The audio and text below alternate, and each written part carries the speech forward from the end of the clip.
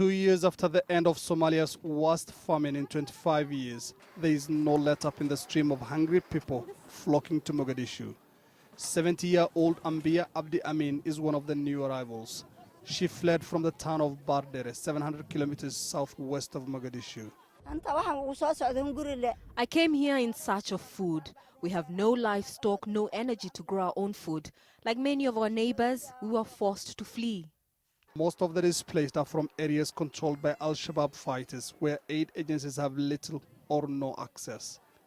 They are joining camps already overflowing with those displaced by the 2011 famine. According to UN figures, there are at least 500 camps for displaced people in and around the capital. They say they are not receiving help. We have not seen any agency coming to assist us here, be it local or international. When we go to the UN offices, they tell us that we live in Al-Shabaab territory and they fear coming to our camps. Somalia has been a failed state for 22 years.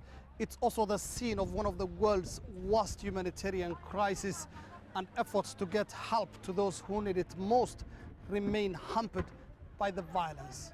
In a statement, the United Nations in Somalia told Al Jazeera the donor support that flowed into Somalia following the famine helped millions avoid starvation.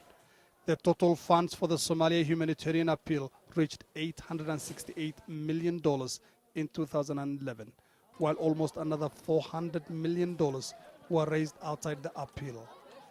Officials, however, doubt whether all of the funds have been put to proper use. From my experience, not all the funds raised for this country get used for their intended purposes. We are now working on a policy to ensure aid to Somalia is carefully monitored. Corruption in the delivery of aid is not a new thing in Somalia. Somalis and foreigners tolerate or manufacture crises in order to benefit from foreign aid. Aid agencies spoke of gatekeepers.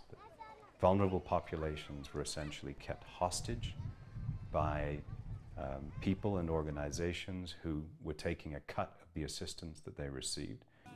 In its latest analysis of the country's humanitarian situation, the UN says 870,000 Somalis remain in danger of starvation, while 2.3 million others require continued emergency assistance. It seems unlikely that Somalia's cycles of hunger will end as long as the country remains in turmoil. Mohammed, Adow, Al Jazeera, Mogadishu, Somalia.